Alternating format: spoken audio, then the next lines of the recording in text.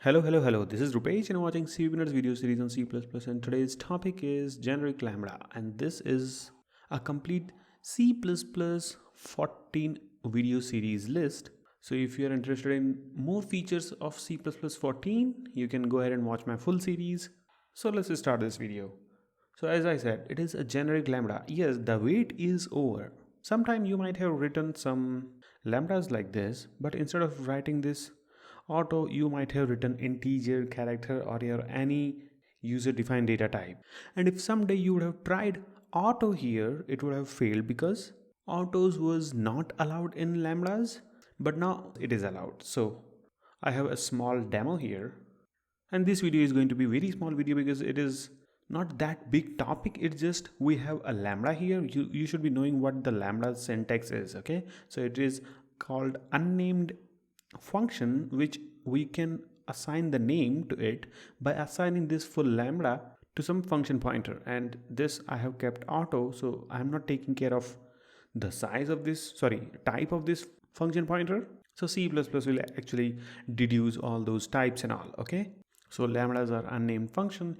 Here I have assigned it so that I can give some name here, and similar functions are called two times. See, here and here. One time add is called with integer. Instead of 1, I should pass a here, comma, and then b. And then we have two string, str1 and str2. So this is CppNuts and this is Rupesh. So similar function will actually return 3 in this case, and here it will concatenate CppNuts and Rupesh. So it will be like, okay, it will be like this. So we will get this output. So can you see that a similar function is actually doing different job depending on the input type? Because if you're going to add 1 plus 2, then result is 3 obviously. And if you're adding two strings, then result is the concatenated string. Let's suppose you have R and U, then the result is RU. So in this case it is a concatenation, and in this case it is actually adding. So depending on the type, it is taking the decision.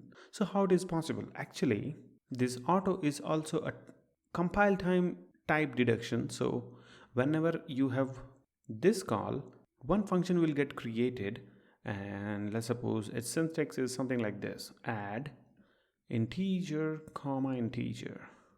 And when you have the similar function call with a string and a string, then another function will be created with add a string, comma, string. I hope you understood this. So this is just the declaration. Actually, you will get two functions. Depending on your usage, it will create and deduce these types here. So in first case, we will call this function, and in second case, we will call this function. So let's quickly see the output and sum this video. So here we will compile, but before compiling, I want to pass a here and b here. Okay, so a and b, and this would be C++ 14, not C++ 11. So you should give C++ 14 here when you're compiling. Hit enter. Yeah, see, it got compiled successfully.